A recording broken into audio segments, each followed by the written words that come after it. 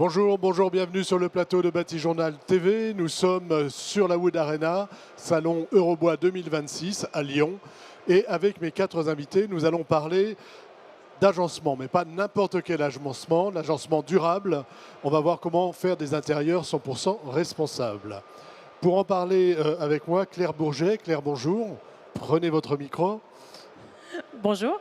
Vous êtes maître artisan ébéniste. Et vous tenez beaucoup au maître artisan. C'est quoi un maître artisan ébéniste? C'est mon collègue qui y tient beaucoup. C'est juste une distinction, simplement indiquer qu'on a un niveau de qualification et d'expérience et je forme énormément aussi de jeunes ébénistes. Je participe à la prolongation du métier au travers de la formation d'apprenti. À côté de vous, Patrick Bouvier. Patrick, bonjour. Bonjour. Patrick, vous êtes également maître artisan ébéniste, mais vous êtes aussi président du label AEF, dont on va beaucoup parler maintenant. Présentez-nous un peu votre activité quand même. C'est quoi un maître artisan ébéniste, en 2 mots? Alors, c'est un métier qui a beaucoup évolué dans le temps. Aujourd'hui, on est encore fabricant de meubles, moins parce que les meubles dans les maisons disparaissent un petit peu, donc on est parti plus sur une branche agencement. Ça n'enlève rien aux qualités du métier parce qu'on fabrique de l'agencement avec des règles de l'ébénisterie. Voilà. À côté de vous, Héloïse Morand. Héloïse, bonjour. Bonjour. Vous êtes architecte d'intérieur inscrite au CFAI, et ça aussi, je crois que vous y tenez. Tout à fait. Oui, j'ai été reconnue par le Conseil français des architectes d'intérieur en 2022. Et c'est en fait l'équivalent de notre ordre des architectes pour une profession qui n'est pas encore réglementée. Mais du coup, c'est une trame pour poursuivre l'éthique du métier. Voilà. Pour dire qu'on appartient tous à un métier qui respecte des normes et des exigences techniques. Important donc. Voilà. À côté de vous, Guillaume Clément. Guillaume, bonjour. Bonjour. Guillaume, vous êtes le co-gérant de Sequoia.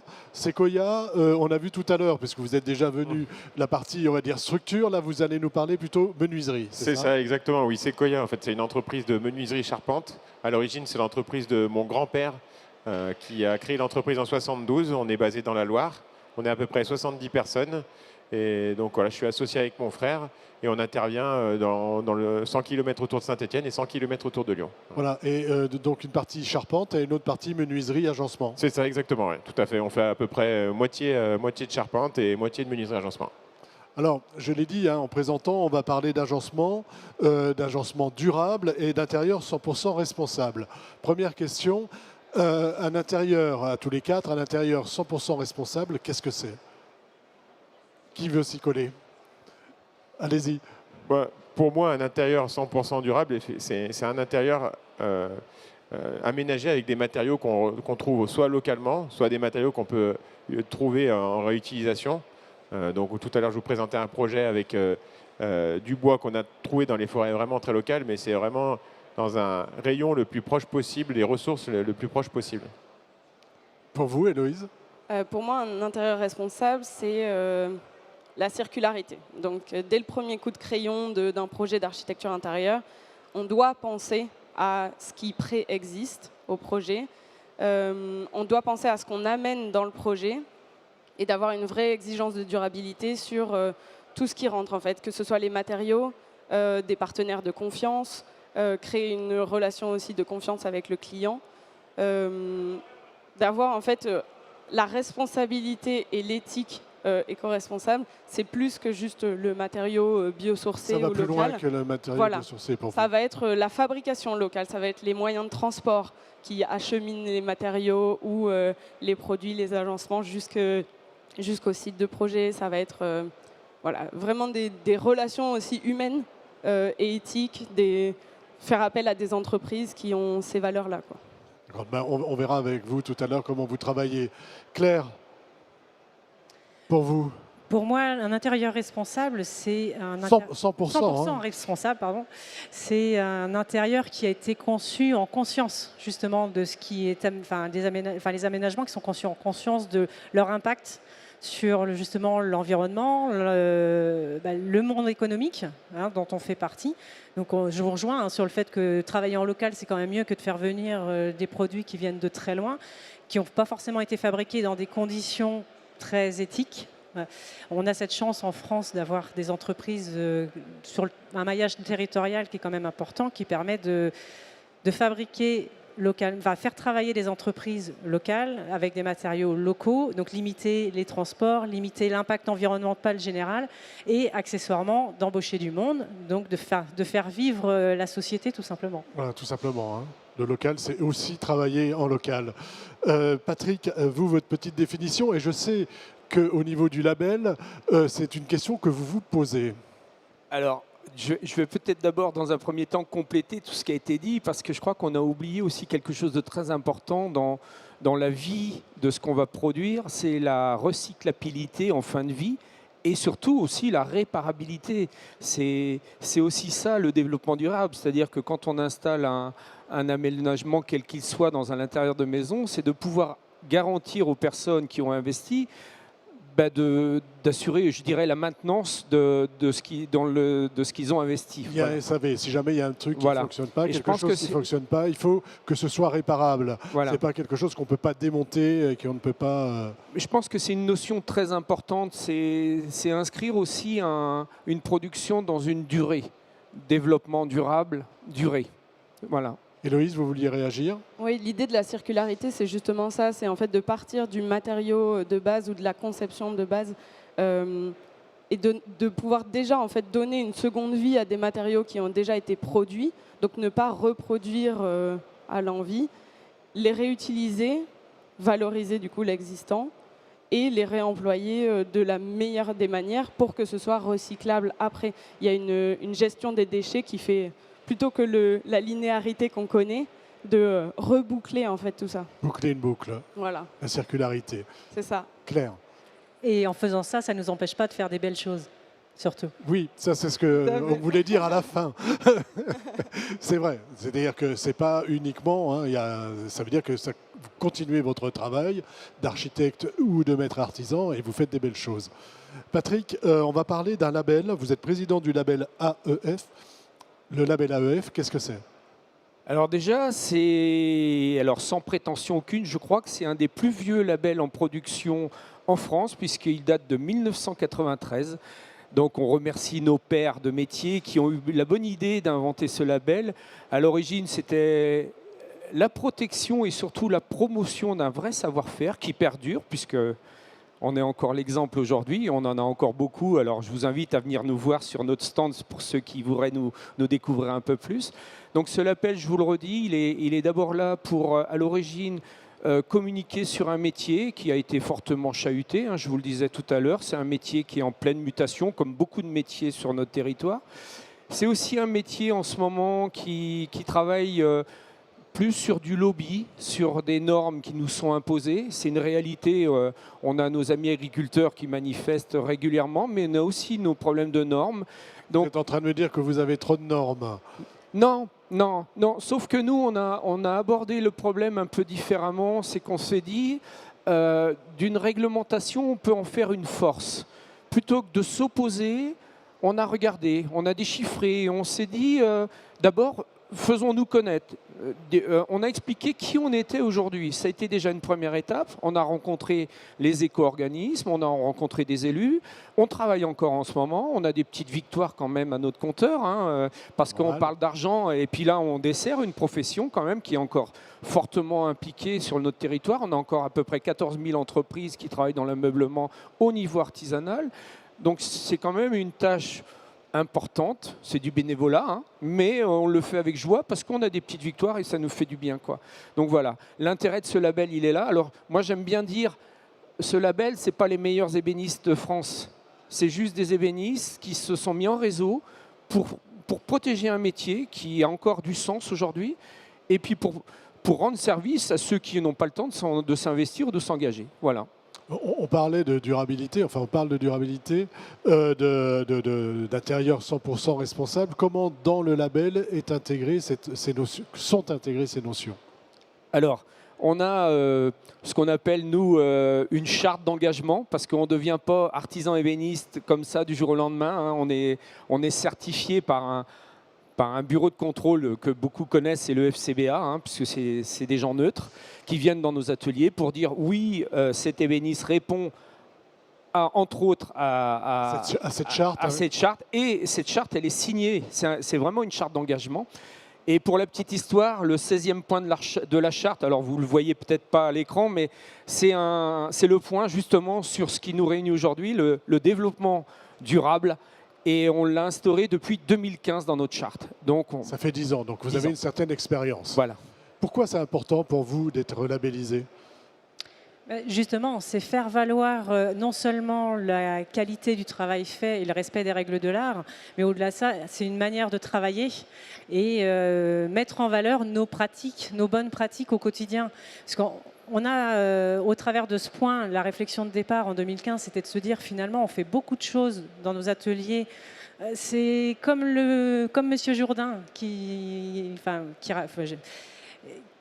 donc l'idée, c'était simplement de dire, voilà, on s'engage à respecter les règles du développement durable, donc avoir justement cet équilibre entre le développement économique, le social, donc nos équipes, nos salariés qui soient intégrés et qui puissent évoluer dans de bonnes conditions, et le respect de l'environnement.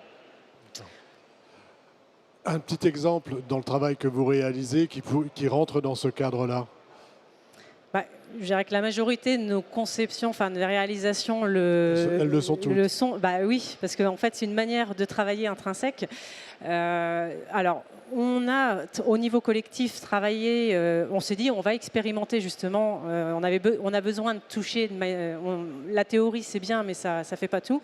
Et donc en 2019, on s'est lancé dans un projet un peu fou. On s'est dit, on va expérimenter l'éco-conception.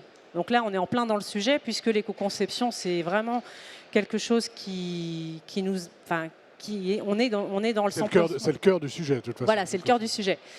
On s'est dit, est-ce que nous, artisans, avec nos moyens, si petits soient-ils, on n'est pas parfait, donc est-ce qu'on répond bien aux critères de l'éco-conception?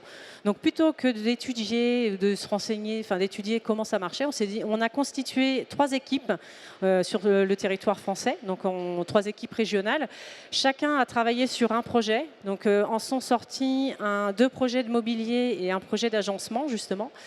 Et l'objectif affiché, c'était de réaliser des projets éco-conçus.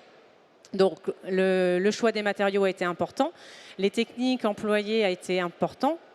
Et en fait, on s'est aperçu au fil du travail que nos manières de travailler habituelles répondaient finalement à la totalité des critères.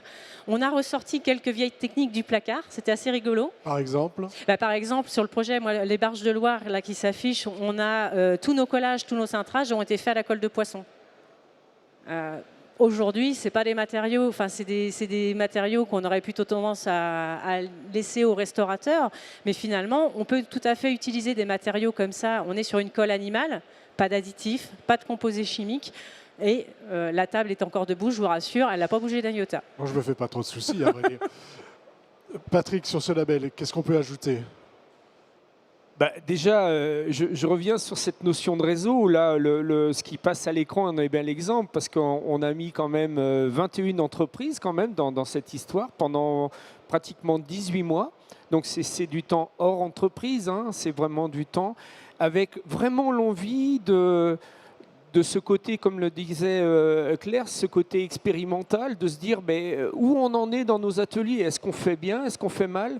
Parce que derrière ce mot développement durable, on met tout aujourd'hui. On met des étiquettes il y a pas mal vertes. de greenwashing. Oui, on met des étiquettes vertes partout. Donc, et comme l'a très bien dit Claire, la théorie, c'est une chose. La pratique, c'est ce qu'on est. Nous, on est des gens manuels. Hein. On avait la trouille tout à l'heure de venir devant la caméra parce que ce n'est pas un exercice facile, mais avec nos mains, on sait parler. Et là, ça a été le cas. Et puis, on s'est rendu compte, comme le disait Claire, que finalement, on n'est pas si mauvais que ça. Et je rejoins ce que disait tout à l'heure ma voisine, j'ai perdu ton prénom, mais Héloïse.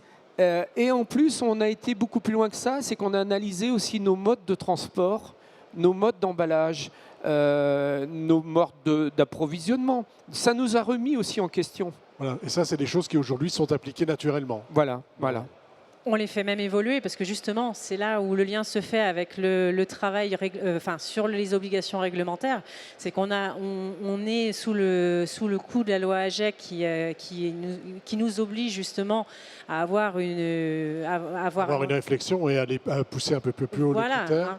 On a beaucoup travaillé sur un point, notamment ce qu'on appelle le plan de prévention d'éco-conception, qui est une obligation réglementaire depuis 2 ans, normalement. Sauf que si on écoutait les éco-organismes, aujourd'hui, on aurait des usines à gaz, des choses qui ne sont pas mettables. Nous, à notre niveau d'artisan, c'est trop compliqué. Et tout l'enjeu a été justement de construire un outil qui est à l'échelle d'un artisan, qui est utilisable et pas seulement qui n'est pas vu comme une contrainte et une obligation de plus, une norme de plus. En faire un vrai outil de progression. Voilà, c'est ça, c'est des outils de progression. C'est de faire de la norme qui peut apparaître comme une contrainte, quelque chose qui va nous aider en fait à aller un peu plus loin. Si je veux tout savoir sur le label, j'imagine qu'il y a un site internet. Oui. Alors déjà, pour ceux qui ont le temps, vous pouvez venir nous voir sur le stand. On est au 436, 6-436. Et donc oui, il y a un site internet, le www.label-aef.fr. D'accord, et là je sais tout. Je me tourne vers vous, Héloïse. Vous allez nous parler de votre travail maintenant et de la manière dont vous, donc on a bien compris, hein, c'est 100% circulaire, c'est ça? J'essaye au maximum. Alors allons-y. Eh ben, on part un petit peu de loin dans l'architecture intérieure parce qu'on a tendance à envisager l'aménagement intérieur comme une page blanche. Et comme l'ont dit très bien les artisans qui sont ici, on ne part jamais en fait d'une page blanche. On a des contraintes. On a des contraintes budgétaires, de planning, tout ce avec quoi on a l'habitude de travailler, mais on a aussi des contraintes de normes environnementales et de bâtis existants. Ou même, dans le cas de l'Université de Lyon, de juste construction bâtie. Là, c'était pour la e-Factory à l'Université de Lyon, là, c'est un bâtiment HQE. Donc, pour ce bâtiment HQE, haute qualité environnementale, on avait... pour poursuivre la logique de construction du bâtiment, il faut le penser jusqu'au bout, jusqu'à l'aménagement intérieur qui soit aligné avec ces valeurs-là. Donc si on reprend cet exemple-là, comment vous travaillez pour assurer cette circularité? Eh ben, je me suis associée justement avec des partenaires de confiance. Là, en l'occurrence, merci René. Sur d'autres projets, donc, comme on peut voir, il y a du mobilier maximum. Il y a des petits mobiliers en ski recyclés qui sont locaux de Chambéry, donc c'est là où j'exerce.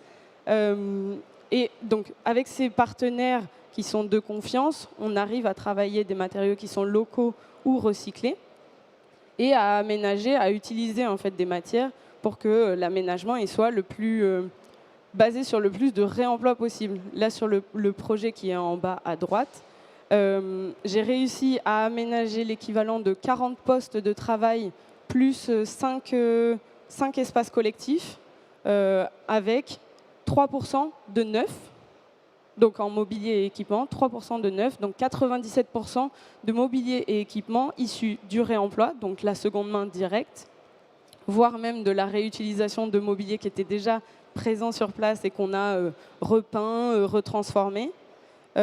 Du surcyclage, donc ça c'est la transformation de matériaux qui sont justement issus de la seconde main. Il y a un collectif d'artisans qui s'appelle La Madré à Chambéry qui travaille uniquement à partir de matériaux de réemploi.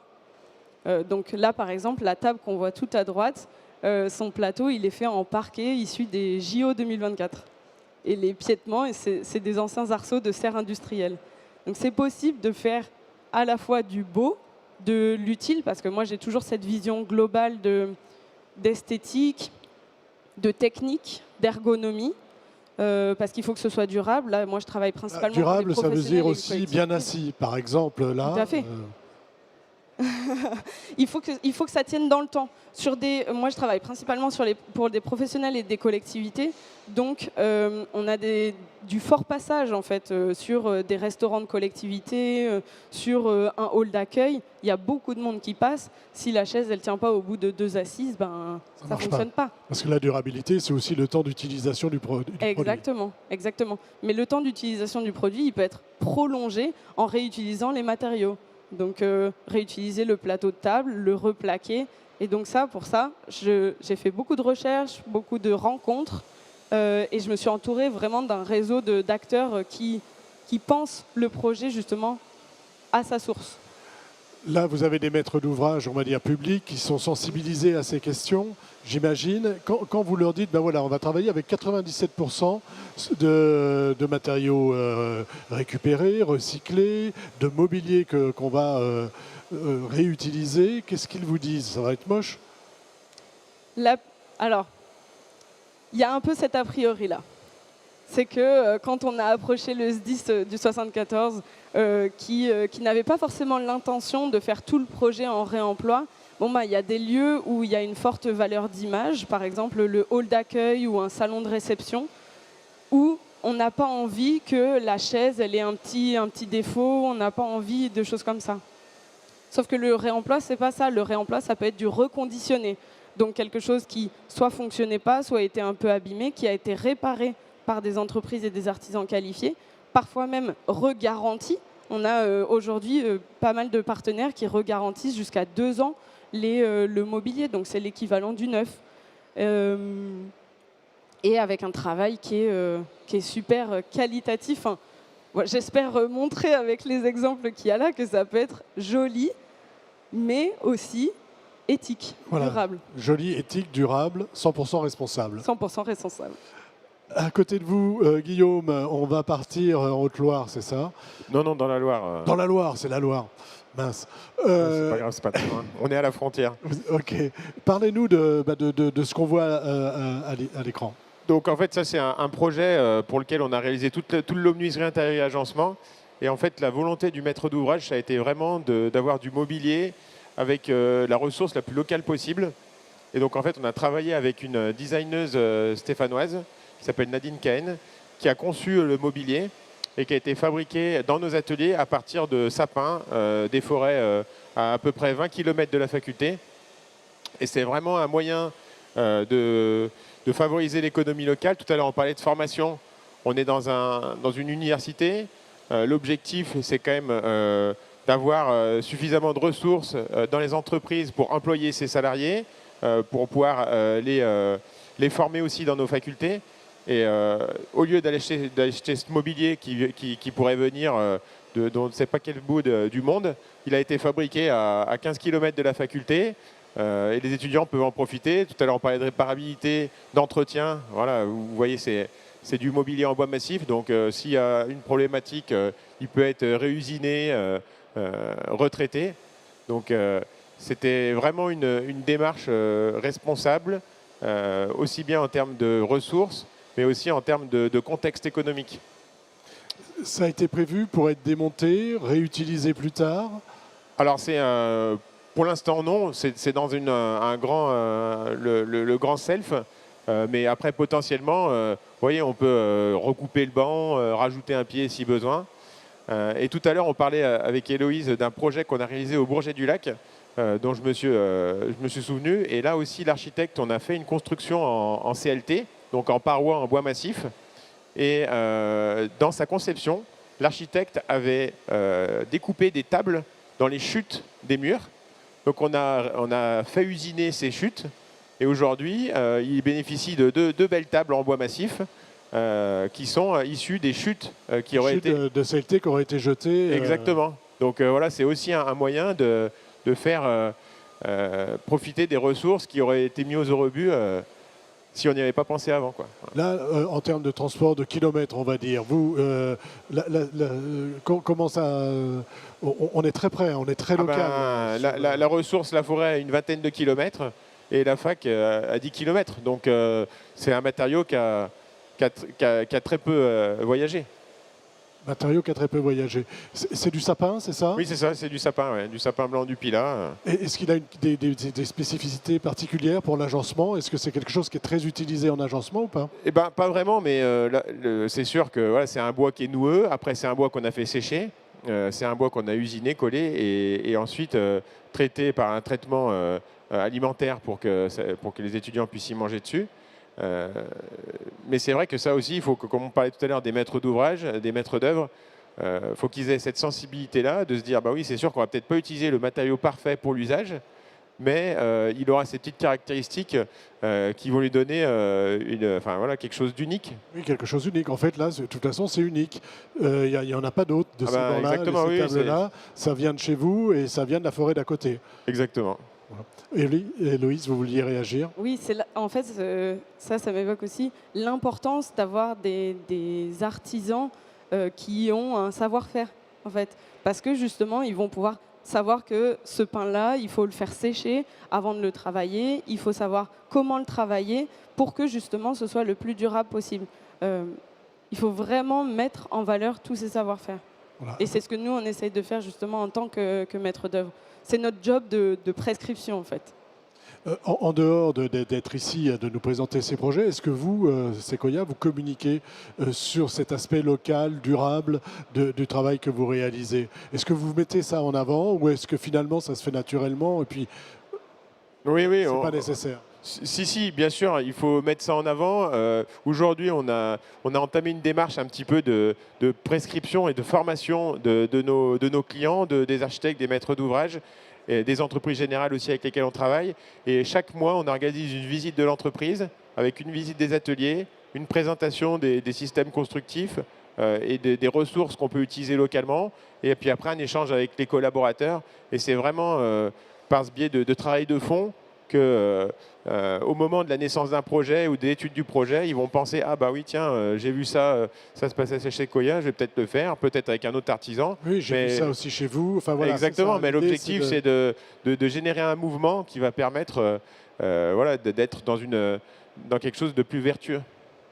Patrick, Claire, vous voulez ajouter quelque chose à ce qu'on vient d'entendre? Alors, on a évoqué, alors Claire l'avait évoqué et tout à l'heure on en a parlé sur la partie formation et ça c'est aussi un grand pan de nos activités au sein du label, c'est notre réappropriation de nos titres de formation puisque depuis, alors je ne vais pas vous dire depuis quand parce que ça date quand même, on a remis en place un CTM qui est l'équivalent d'un CAP, un BTM l'équivalent d'un Bac Pro et un BTMS l'équivalent d'un BTS, on va dire.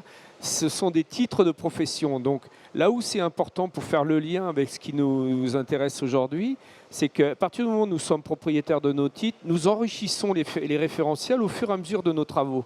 Ce qui fait que nos jeunes qui sont formés actuellement, naturellement, on intègre une partie de nos actions sur l'éco-conception et tout ça. Au fil des années, en fait, on enrichit en permanence. Je ne vais pas vous dire c'est au jour le jour, mais nos jeunes vont être formés au fil de nos travaux sur ce qui fait que naturellement, on va aller vers une génération de jeunes entrepreneurs qui vont intégrer, naturellement le passage à l'éco-conception. Alors, on va commencer par Claire, après vous Héloïse, et ce sera le mot de la fin. Allez-y. Non, juste pour compléter, c'est vrai que oui, l'idée c'est continuer à en parler, à communiquer, à sensibiliser, parce qu'on a un vrai sujet. Et on le fait, nous, au travers des jeunes. C'est important de le faire au travers de nos clients. Leur faire aussi entendre que parfois, on doit faire des compromis. Justement, si on veut respecter une certaine éthique, eh bien, on réapprend à faire des choix. On ne peut pas tout avoir. On change de col. On change les codes, exactement. Ou on revient à quelque chose, à simplement du bon sens, de se dire que ouais, la vraie vie, c'est pas, on vit pas en théorie, le monde idéal n'existe pas, mais on peut quand même tout faire pour vivre dans un monde confortable. On peut avoir le confort et l'éthique. Héloïse, c'est à vous et c'est vous qui concluez ce petit temps d'échange. Dernier mot de la fin, moi j'aimerais aussi souligner l'importance du collectif. Je crois beaucoup à l'intelligence collective et justement au partage. Moi je fais partie du réseau des architectes d'intérieur Auvergne-Rhône-Alpes, le pôle Action. C'est hyper important justement d'échanger les bonnes pratiques, et là je m'adresse aux maîtres d'œuvre justement qui pourront nous écouter, d'échanger les bonnes pratiques et notamment sur les sujets qui émergents comme ça sur l'éco-responsabilité, qui transforment profondément notre manière d'appréhender le métier, qui nous force à plus de souplesse, à faire rentrer les différents acteurs un peu plus loin dans notre projet d'architecture intérieure. Et puis j'invite aussi toutes les tailles d'entreprises à se saisir du sujet. Au niveau de Savoie Haute-Savoie, je fais partie d'un réseau qui s'appelle Solucir, qui est le réseau de l'économie circulaire. Et au sein de ce réseau, on a créé un groupe de réflexion qui s'appelle Réemploi en grand. et qui vise à massifier le recours au réemploi dans le milieu du bâtiment. Et c'est très important d'avoir... On a autant des collectivités que des grosses entreprises, des TPE, des PME, des artisans, des maîtres d'œuvre, maîtres d'ouvrage. Et c'est très important de se parler sur ces sujets-là. Sur ces sujets-là. Voilà. Écoutez, merci beaucoup d'être venu sur le plateau de Bâti-Journal TV, nous parler d'agencement durable avec des intérieurs 100% responsables. Une émission, un temps d'échange à retrouver sur notre site internet Bâti-Journal TV, comme tout ce que nous enregistrons ici sur le Salon Eurobois et sur les sites de nos partenaires que sont le Salon Eurobois et le magazine Woodsurfer. Merci à vous. Merci beaucoup. Merci. Merci beaucoup.